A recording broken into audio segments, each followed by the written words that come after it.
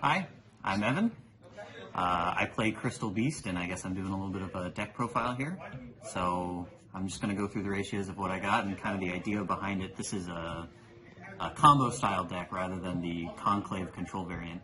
And a lot of this was stolen from Neshi, and then some other random ratios thrown in there to help out with it.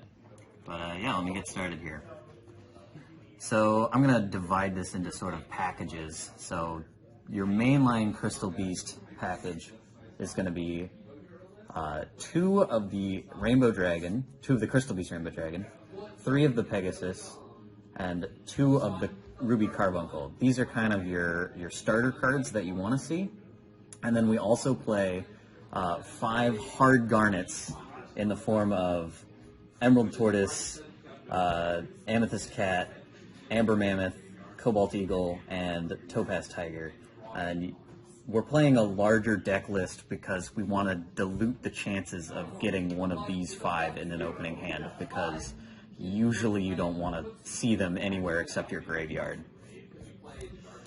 Off of the Crystal Beast Rainbow Dragon, we also want to be able to search the Rainbow Dragon for summoning the Overdrive and also using as a target for some of the spells. So we run 2 so that we can search it twice if we get interrupted on turn 1.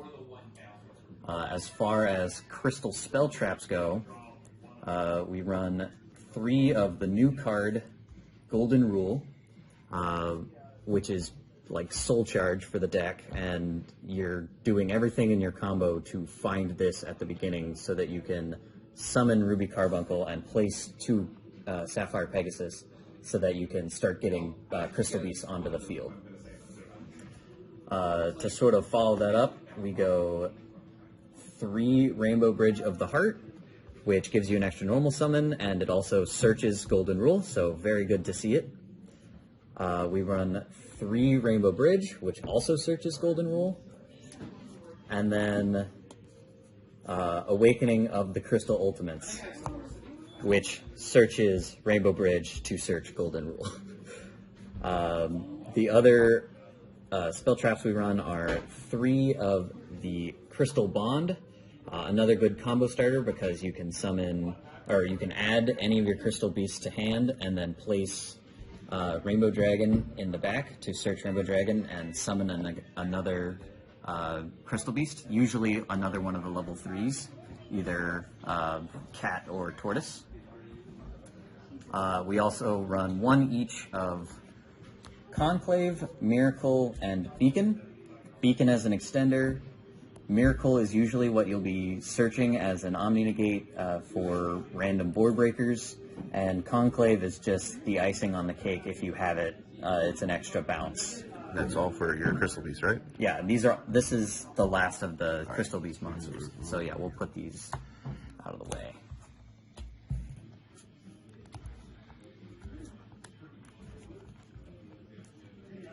The next sort of package that we're running is a little bit more experimental, but we're running an itty-bitty invocation package.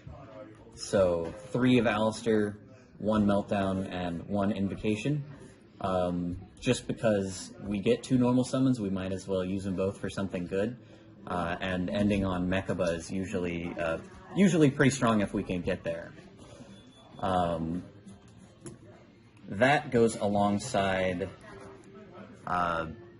this Salvation package, which is also technically part of Crystal Beast, because you send Salvation to grave, search any field spell, and a Crystal Beast monster, so you can search either Magical Meltdown or Necro Valley, depending on where you're at in your combo when you dump this. And in this format, Necro Valley seems to be pretty good into a lot of the meta. The last little package we're playing is the tuning with Rev Synchron. I'm only running 1 Rev Synchron because I could only afford 1 Rev Synchron. And the added benefit that if you start with tuning, you get to mill 2 off the top, which could potentially be milling 2 of the bad names, which did save me in a game today. And then lastly, we have 6 slots for non-engine. This is a 50-card pile because we're diluting stuff. Yeah. Sweep that out of the way. the last 6 cards, 3 Fenrir and 3 Ash seem to be the going meta for staples. The Fenris can probably be cited out, as well as a couple of the tunings and a couple of the Alistairs for other things that you might want: board breakers, kaijus, Droll and Lockbird if you're up against a combo deck. But usually having one of these two seems to be the way to go. So everything that we've shown so far is facilitating this disgusting mess of an extra deck. All right, let's see this. It's all one-ofs. We've got Lingrivo because I am respecting getting Ibly locked next week at the regional. We've got Baguska if we need to play low to the ground, search a Necro Valley and place Baguska and pass turn. Can kill some decks, so sometimes you just got to do that. We've got the one Invoked Mechaba for dealing with, or for doing the Invoker combo. One Lightning Chidori to deal with sort of back row decks, or dealing with some annoying monster that we got to get out of the way. And then everything else is kind of part of that mess. So for the Rev Synchron stuff, we run these 3 monsters: Power Tool to search the Golden Rule, and then from there we can kind of make a decision as to whether, if we've got another level 4 being, where'd he go? If we have Topaz, Tiger, or Amber Mammoth on field, we can sync that off for Nat Beast and end on Nat Beast, which is usually pretty good. Otherwise, we bring back Rev Synchron to make Crystal Wing for a monster negate, which is also acceptable.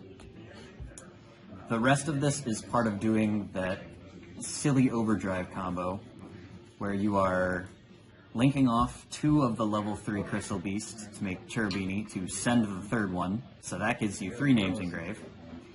Cross Sheep, which, when you contact fuse into Rainbow Overdragon, lets you revive your either a Carbuncle or a what's his name, the Sapphire Pegasus, to just get you more names rolling. As far as Link 4s go, the best end board you'll end on is Apollosa and Zealantis that you linked one from Saryuja. So it gives you a pop 2 when you enter battle phase to protect a low attack Apollosa from getting walked over. And then the last 2 monsters are Ultimate Rainbow Dragon Overdrive and Dugaras as another extender. The ideal end board looks something like Crystal Wing, Overdrive, Apollosa, Zealantis, and if you're lucky, you have a Mechaba in there too. Last week we did pretty well. This week the competition was a little stiffer, and we didn't quite get the full combo out most of the time, but even if you don't, do the full turbo combo, you can stop halfway and end on Baguska or end on something like a Crystal Beast Beatdown and controlling the game with Conclave. So you can kind of pivot halfway depending on if you get stuck or hand trapped or something. Okay. You don't have to show your side deck if you don't want to for the regional, but you can if you want to. The side deck is not totally figured out, so I'll show what I got so far, but It doesn't really matter. We're running evenly. We're running a couple Cosmic Cyclones and a Duster. All right. Droll to side out of a couple of tunings if we're going second and just need better stuff. A couple of Kaijus and a Change of Heart. And then the last 2 cards is 2 extra copies of Conclave if we're up against something that is going to mess with the sort of turbo combo. Someone we know is running Droll or running Nibiru. We can side into something that is more of a control style deck. But again, all of this is subject to change before the regional. I'm not really sure how it's going to shake out yet. I got another week to figure it out. You do. You have another week. Yeah. So, you have any thoughts on the deck? And where did your Mad Lad? I know you said where you got it, but what was your intrigue to make it into with Invoked and everything? So, I mean, I added the Invoked stuff because I had seen a 60 card pile that someone made that was like Invoked, Synchron, Rainbow, Crystal Beast, which was, I think, Neshi and Dread Guy on YouTube. So this is a slightly cut back version from that. That is maybe a little more consistent, but still not a 40 card deck where you're going to be drawing the bad Crystal Beast names every hand. Yeah. It's doing okay. I think I could still optimize this a little bit. It's just that the Crystal Beast engine takes up a lot of space in the deck, and you can't really cut much. So there are other versions of the deck that are just doing the control style, and I think those are fine too. I just like summoning an 11,000 attack guy and bonking someone for game. And not forgetting the Dragaris' skip phase. Yes, we will not be making that mistake anymore. All right, we'll make sure that Joe doesn't do it on the stream again. Yep. So thank you for Evan for doing the deck profile, and if you want to get more of his duels, check out the stream. This is Shootmaster Zero. Sign out.